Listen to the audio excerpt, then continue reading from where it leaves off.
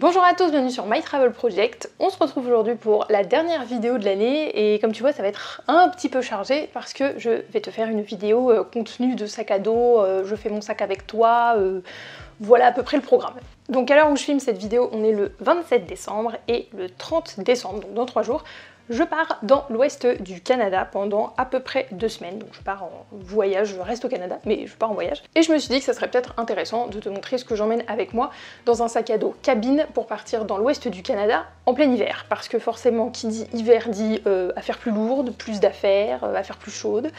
Donc forcément, peut-être un défi en plus si tu veux juste partir avec un bagage cabine. Donc j'ai fait mon sac ce matin, j'ai tout mis sur mon lit comme tu peux le voir et je vais te montrer exactement ce que j'emporte. Comme ça, si toi t'es déjà parti dans l'ouest du Canada en plein hiver avec juste un bagage cabine, tu pourras peut-être me donner des conseils. Et puis j'espère aussi que ça pourra donner quelques idées, quelques conseils si tu envisages un jour de partir dans l'ouest du Canada pour voyager en plein hiver. Alors comme cette vidéo va être un peu longue, je te mettrai bien sûr tous les timestamps dans la barre d'infos s'il n'y a qu'une seule partie de la vidéo qui t'intéresse. Par exemple, si tu veux voir mes autres vidéos, contenu de sac à dos, packing vidéo, tout ce que tu veux, je te les mettrai également dans la barre d'infos, que ça soit pour un 40 litres ou un 50 litres, c'est-à-dire mon ancien sac. Et puis, vu que la vidéo va être très longue, je pense que je vais commencer tout de suite. Donc en premier lieu, je vais te parler de ce que tu peux pas voir là à l'écran sur mon lit, c'est-à-dire ce que je vais mettre en fait pour le jour du départ. Non pas que ça soit important en termes de mode, mais plus parce que quand tu essayes de partir avec juste un sac cabine, et bien t'essayes quand même de mettre les affaires les plus lourdes sur toi au moment du départ, comme ça enlève un peu de poids dans ton sac à dos. Et c'est exactement ce que je vais faire. Donc pour le jour du départ, je vais mettre sur moi un jean, qui est d'ailleurs le seul jean que j'emporte. Je vais aussi avoir sur moi un t-shirt à manches longues avec un sweat à capuche, qui est donc le seul sweat à capuche que j'emporte. Bien sûr, à mes pieds, j'aurai mes grosses chaussures d'hiver, mais ça va littéralement être ma paire de chaussures principale. Et bien sûr, j'aurai sur moi mon gros manteau d'hiver. Donc ça, c'était juste pour t'expliquer comment je vais m'habiller le jour du départ, parce que nécessairement, c'est des affaires que j'emporte avec moi. Et comme ce sont des grosses affaires, je pensais que c'était quand même assez bien de te le mentionner. Donc notamment, forcément, mon gros manteau d'hiver, le sweat à capuche, le jean et mes grosses chaussures d'hiver qui seront à mes pieds. Maintenant, je vais littéralement passer au contenu du sac à dos, parce que je pense que ça t'intéresse un petit peu plus, et je vais commencer par tout ce qui est vêtements, donc c'est-à-dire les hauts et les bas. Moi je fonctionne avec des packing cubes, donc des cubes de rangement littéralement. Il y en a des milliards sur le marché, il y en a des centaines de toutes les formes avec plein de fonctionnalités différentes. J'en ai pas testé énormément, c'est-à-dire que moi les seuls que j'ai ils viennent du Dollarama qui est un magasin au Canada et de chez Ikea. J'ai quand même mon avis et mes préférences en termes de cubes de rangement, mais à l'avenir j'aimerais bien en tester d'autres, histoire de peut-être optimiser encore plus mon sac. Mais si tu veux une vidéo sur tout ce qui est cubes de rangement, comment les choisir et comment voilà, comment s'y intéresser, n'hésite pas à me le dire en commentaire. Donc moi j'ai deux cubes de rangement principaux qui sont avec des couleurs, donc je trouve ça plutôt pratique pour savoir exactement lequel tu as besoin de prendre, vu que tu associes nécessairement une couleur avec un type de vêtement. Donc celui-là, le rouge, c'est pour tout ce qui est pantalon, bas et tout ça. Donc forcément pour ce voyage, je pars dans l'ouest du Canada en plein hiver, donc on s'entend que je ne prends pas de shorts et de bikini. Et le problème quand tu pars en hiver, c'est que forcément tes affaires pèsent plus lourd, surtout quand tu pars dans un climat où certes il fait froid, mais en plus il y a quand même pas mal de neige. Donc moi ce que j'ai décidé de faire, c'est vraiment de prendre l'essentiel, quitte à devoir laver sur place, ce qui va nécessairement être le cas, plutôt que de devoir me surcharger avec des affaires pile pour 2 semaines. C'est pas le but, j'ai pas envie de me surcharger le dos, et puis laver sur place, c'est pas nécessairement trop un problème non plus. Donc ce que j'ai fait, c'est que j'ai littéralement 4 bas, donc 4 pantalons, c'est-à-dire le jean que j'aurai sur moi le jour du départ. Bien sûr avec j'aurai mon pantalon de ski, parce qu'avec les activités que je vais nécessairement faire sur place, j'aurai besoin d'avoir un peu chaud et le jean dans ces cas-là ne fonctionne pas. Donc je prends un pantalon de ski. Donc c'est un pantalon de ski de chez Decathlon que j'ai depuis des années. J'ai pas grand chose à dire à ce sujet, juste que tu devrais prendre un pantalon de ski, ou en tout cas un pantalon voilà, d'hiver. Si tu pars pour faire ce type de voyage. Et aussi ce que je prends pour mettre en dessous du pantalon ski ou en dessous de mon jean s'il fait vraiment froid, c'est des leggings. Donc j'ai un legging de sport et un legging normalement, tu sais, le legging maison que tu mets chez toi, mais l'intérêt c'est qu'il tienne chaud, et donc c'est ce que je prends. Donc comme tu vois, en termes de bas de pantalon, je prends pas énormément de choses, tout simplement parce que je sais que j'ai la possibilité de laver sur place et que ça prend déjà pas mal de place dans ce cube de rangement. donc j'estime que j'ai pas besoin de plus. Si tu veux que je te fasse une vidéo un peu retour d'expérience quand je reviendrai de ce voyage, n'hésite pas aussi à me le dire en commentaire, parce que si ça se trouve je suis en train de faire une grosse connerie, mais je sais pas encore. Donc voilà, pour résumer, je prends un jean sur moi le jour du départ, un pantalon de ski et 2 leggings, et c'est tout ce que je prends en termes de pantalon. Maintenant on passe à ce deuxième cube de rangement qui va être tout ce qui est haut, t-shirt et tout ça. Donc forcément en partant dans un climat hivernal pendant 2 semaines, t'essayes de prendre quand même des t-shirts, enfin des hauts qui vont te tenir chaud, et c'est exactement ce que j'ai tenté de faire pour ce voyage. Je tiens quand même à préciser aussi que c'est mon premier voyage en sac à dos en hiver. C'est-à-dire que j'ai déjà fait des week-ends bien sûr au Québec, mais j'ai jamais fait de voyage sac à dos pendant 2 semaines ou plus, donc là 2 semaines en l'occurrence, dans un pays ou dans une région où il fallait vraiment que je sois full équipée pour la neige et tout ça. Même si je suis quand même habituée à la neige ici au Canada, j'ai jamais fait ce voyage-là en sac à dos. J'espère que c'est compréhensible. Donc avant de te parler de mes choix en termes de t-shirt, je vais déjà mettre ça de côté, c'est mon t-shirt de pyjama. Voilà, n'oublie pas de prendre ton pyjama, ça peut te servir. Donc le dilemme que j'avais en termes de haut, de t-shirt pour ce voyage, c'est que nécessairement quand tu pars en hiver, t'as envie de prendre des choses qui vont te tenir chaud, donc souvent avec des manches longues ou avec des matières assez chaudes, mais nécessairement assez épaisses et qui du coup prennent de la place. Sauf que quand ça prend de la place, bah c'est pas très agréable à un moment donné sur le dos, surtout quand tu décides de partir avec un bagage cabine et que donc ton espace en fait est un peu plus limité que si tu décidais de mettre ton sac à dos en soute par exemple. Donc il a fallu un peu optimiser le tout, et c'est là que le Mérinos fait son entrée dans cette vidéo, parce que tu vas voir que j'ai énormément de trucs en Mérinos. Donc en faisant mes petites recherches, notamment sur le site Pack Hacker, qui ont aussi une chaîne YouTube et qui est genre ma bible maintenant, je me suis rendu compte que la matière en termes de vêtements qui allait le plus me servir et qui allait le plus répondre à mes attentes, c'était le Mérinos. Donc le Mérinos c'est de la laine, et en fait c'est une laine qui a beaucoup de propriétés, notamment le fait qu'elle soit antimicrobienne, respirante, et donc tu peux mettre des vêtements en laine de Mérinos aussi bien dans des climats froids parce que ça va garder la chaleur près de ton corps, mais aussi dans des climats chauds parce que c'est une laine qui est respirante et qui du coup va vraiment évacuer tout ce qui est transpiration. Et donc vu que ça ne sent pas, tu peux te permettre de mettre ton t-shirt ou ton haut en laine de Mérinos plusieurs jours de suite sans avoir à le laver. Alors je dis pas que j'ai acheté des t-shirts en laine de Mérinos pour pas avoir à les laver, mais je trouve juste que c'est une bonne alternative quand t'as pas le choix en fait de savoir que tu peux mettre ton t-shirt plusieurs fois de suite sans avoir à puer la transpiration, et que ça soit toujours agréable à porter. Donc j'ai investi, parce que la laine de Mérinos ça a aussi son prix, mais c'est un investissement selon moi durable. Après à voir, j'ai pas encore testé, ça c'est en théorie, il faut voir la pratique. Mais j'ai 2 t-shirts en laine de Mérinos achetés, attention, est-ce qu'on est étonné, chez Decathlon, vu que c'est un peu mon temple. Donc j'ai ce t-shirt à manches courtes qui est à 70% en laine de Mérinos, et j'ai ce t-shirt à manches longues qui est à 86% en laine de Mérinos. Je te mettrai bien sûr, si tu as envie de jeter un œil à la fiche technique et tout ça, tous les liens de ces 2 produits là dans la barre d'infos. Donc pour moi ce voyage ça va vraiment être un test en termes laine de Mérinos et tout ça. Je les ai quand même déjà portés histoire de les tester, c'est très agréable à porter. Après je les ai pas non plus portés 8 jours de suite sans les laver, donc pour ce critère-là, je peux pas encore te donner un avis vraiment arrêté là-dessus, mais je pense que ce voyage du coup va être un bon test pour ça. Donc pour ce voyage, j'ai décidé d'emmener 6 hauts avec moi. Je pense qu'il est possible de faire moins, mais moi je suis très à l'aise avec le fait d'emporter 6 hauts, enfin 6 t-shirts.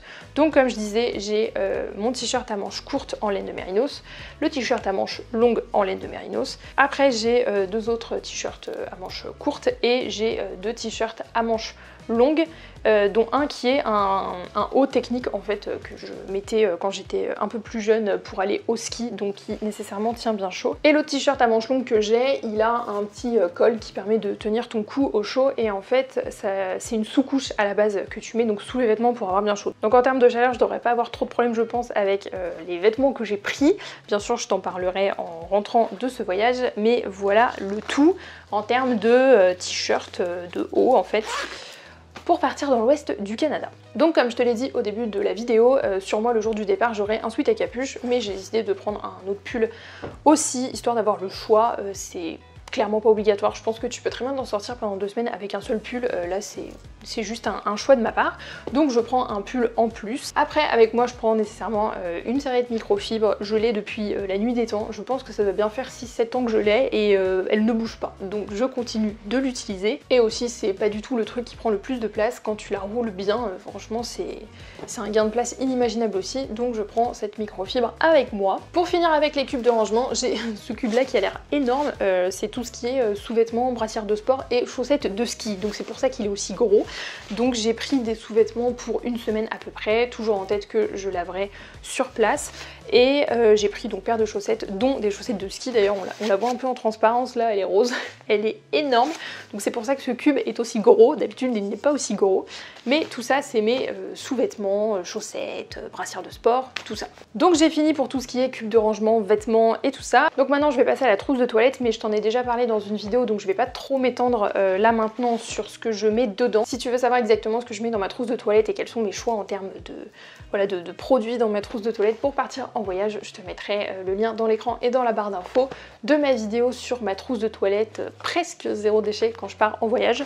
Mais si je te décris le truc, ça va être shampoing après shampoing, brosse à dents, dentifrice, crème hydratante, ce genre de choses, enfin il n'y a rien de magique. Hein. Et donc je mets toutes mes affaires de toilette dans une trousse de toilette transparente, tout simplement parce que c'est plus pratique au moment de passer la sécurité, vu que cette trousse de toilette c'est dans mon bagage cabine. À savoir que ça ne marche pas à tous les portiques de sécurité des aéroports. Hein. On m'a déjà quand même demandé de mettre le tout dans les petits sacs Ziploc en plastique, donc n'hésite pas si tu décides de faire la même chose à prendre un sac Ziploc avec toi, histoire de passer la sécurité rapidement, mais à la base c'est quand même prévu pour ne pas avoir à tout sortir au moment où tu passes la sécurité. Bien sûr pour ce voyage je vais aussi faire des vidéos et bien sûr prendre des photos, donc j'emmène du matos photo et vidéo avec moi. Je te l'ai juste mis là histoire que tu puisses le voir, mais tu te doutes bien que vu que je suis en train de filmer avec ma caméra n'est pas du tout dans sa housse. Donc ce que je prends avec moi tout d'abord c'est bien sûr donc ma caméra qui va être mise dans cette housse. Ce que je mets à l'intérieur aussi c'est bien sûr le bloc pour charger ma caméra. Je mets aussi ma batterie externe. Dans la poche de devant j'ai toutes mes cartes SD, micro SD et aussi mon dictaphone qui pour l'instant est juste ici. Et le dernier truc que je glisse dedans avant de fermer cette housse c'est ma GoPro vu qu'elle tient aussi dedans. Donc ça c'est tout ce que je mets dedans. Et ensuite, pour tout ce qui est chargeur, câble et tout ça, j'ai pris cette pochette. Est-ce que c'est optimisé pour mettre des câbles? Pas du tout. À la base, cette pochette, c'était pour mettre une enceinte, tu sais, où tu branchais ton iPod. Oui, cette pochette est extrêmement vieille, je pense qu'elle a 10 ans, mais elle remplit très bien son rôle. Donc, dedans, je mets tout ce qui est câble, chargeur, les prises canadiennes, du coup, pour pouvoir les utiliser dans des Airbnb ou des chambres d'hôtel. Elle est bien trop grande, mais elle est complètement plate et du coup, ça se glisse très bien dans mon sac à dos, donc c'est pour ça que je l'utilise en attendant d'investir dans une pochette qui sera peut-être un peu plus pratique que celle-ci. Pour l'instant elle fait très bien son job. Donc c'est là-dedans que je mets tout ce qui est câble, chargeur et tout ça, et bien sûr j'emmène avec moi mon trépied. Donc si tu suis mes vidéos depuis un petit bout de temps, tu peux te rendre compte qu'il y a eu un petit changement de trépied. Le dernier en date que j'avais était de la même gamme, donc le Joby Gorilla Pod, qui était un peu défectueux, donc il a fini ses jours. Et puis j'en ai eu un nouveau à Noël, donc c'est de la même gamme, c'est juste qu'il est plus grand et donc plus adapté à ma caméra. Donc j'emmène également mon trépied avec moi. Et enfin la dernière chose que j'emmène avec moi en termes d'électronique, c'est mon ordinateur portable. Pareil, c'est pas du tout obligatoire, c'est vraiment un choix de ma part de l'emmener pour pouvoir transférer tout ce qui est photo et vidéo. Si tu estimes que t'as pas besoin d'emmener ton ordinateur portable pour un voyage de ce genre, franchement ne l'emmène pas. Même si mon ordinateur est quand même assez léger, le fait de pas l'emporter m'économiserait quand même, je pense bien 1 ou 2 kilos. Je crois que c'est 1,5 kg mon ordinateur, je sais plus. Donc pareil, pas du tout obligatoire, purement un choix de ma part. Donc si tu n'as pas envie d'emmener ton ordinateur, n'hésite pas à laisser chez toi, tu t'économiseras un peu de place et surtout du poids. Donc là je viens de te présenter vraiment tout ce qui va dans le compartiment principal de mon sac à dos. Ce que je vais faire maintenant c'est que je vais ranger tout ça histoire que tu puisses voir comment ça s'organise dans mon sac à dos et ensuite je vais passer au reste des affaires que j'emmène parce qu'il y en a encore quelques-unes. Et bien sûr, si tu veux voir la liste complète de ce que je mets dans mon sac à dos pour ce voyage, tu peux aussi aller voir l'article que j'ai écrit sur mon blog, le lien est dans la barre d'infos, et tu pourras y télécharger aussi la liste gratuitement au format PDF. Il y a juste un truc que j'ai oublié de te dire, c'est que je prends aussi une paire de tongs. Alors ça c'est juste littéralement pour me balader dans ma chambre d'hôtel ou mon Airbnb le soir, mais voilà, j'ai oublié de te le dire. Donc je prends une paire de tongs qui va nécessairement dans la pochette à chaussures de mon sac à dos.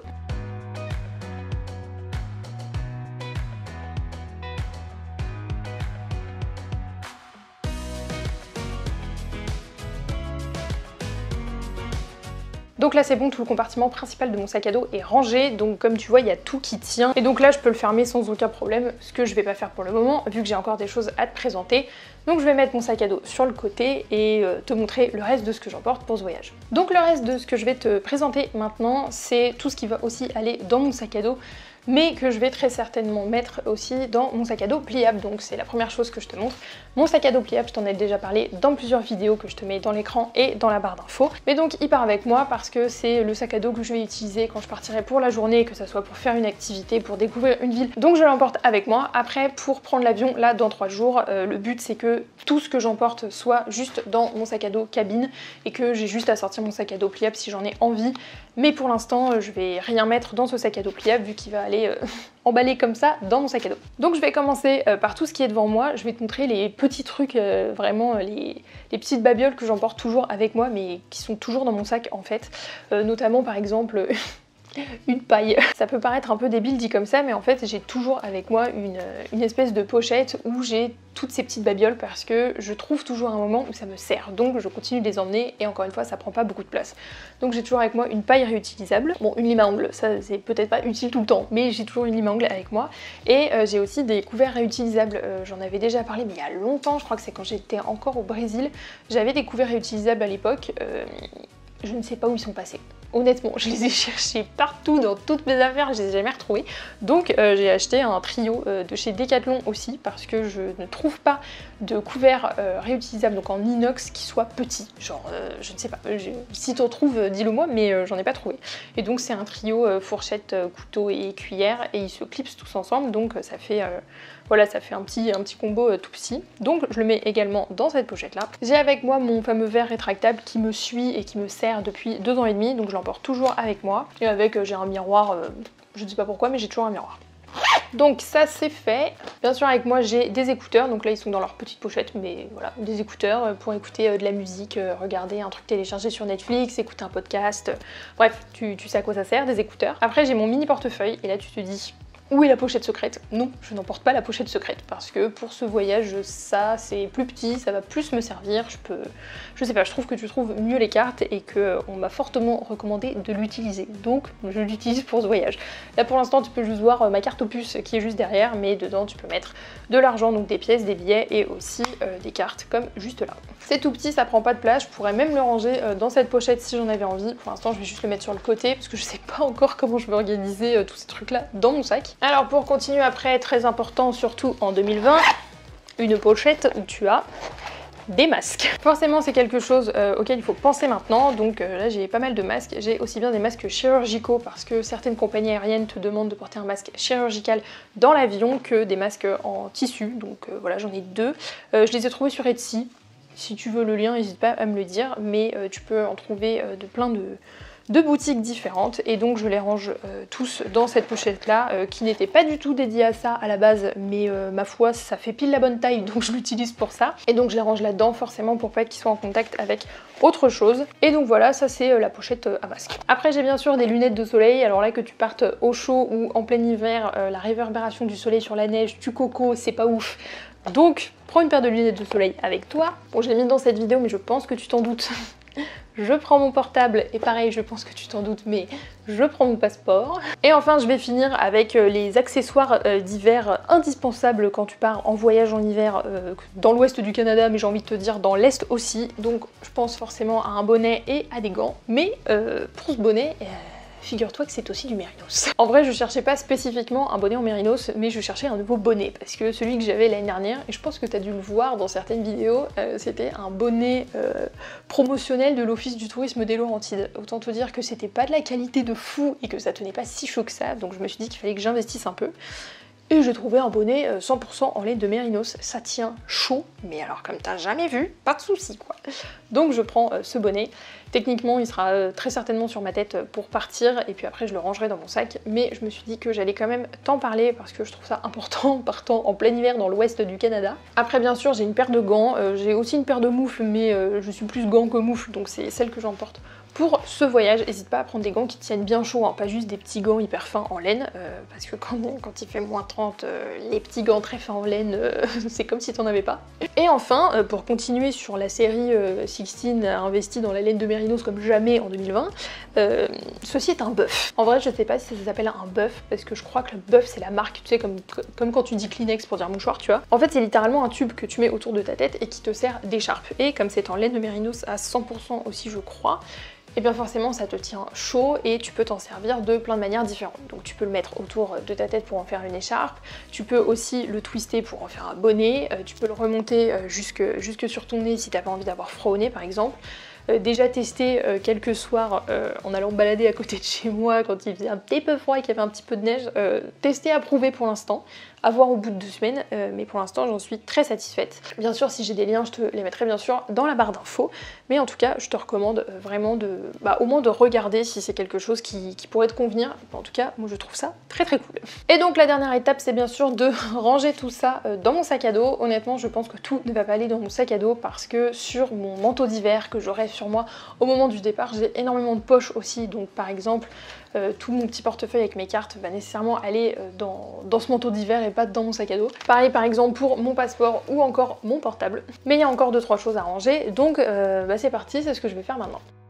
Et évidemment, j'ai oublié de le montrer dans la vidéo, mais j'ai aussi emmené avec moi un paquet de lingettes antibactériennes, histoire de désinfecter, que ça soit dans l'avion, les transports ou n'importe où je vais aller en fait. Et je prends aussi avec moi ma bouteille en inox que je t'ai déjà montré dans quelques vidéos et que je range sur le côté de mon sac parce que j'ai un endroit dédié pour ça. Voilà!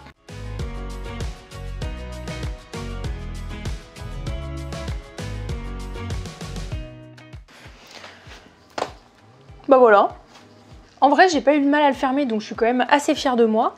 Et je crois que j'ai tout, je crois que j'ai rien oublié. Donc voilà à quoi ressemble mon sac pour partir en plein hiver dans l'ouest du Canada pendant 2 semaines.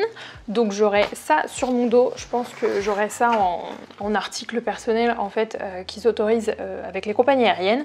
Et donc comme je le disais, mon portefeuille, mon portable et mon passeport, ça ira dans les poches de mon manteau d'hiver que j'aurai avec moi. Je pense que je m'en suis pas trop mal sortie.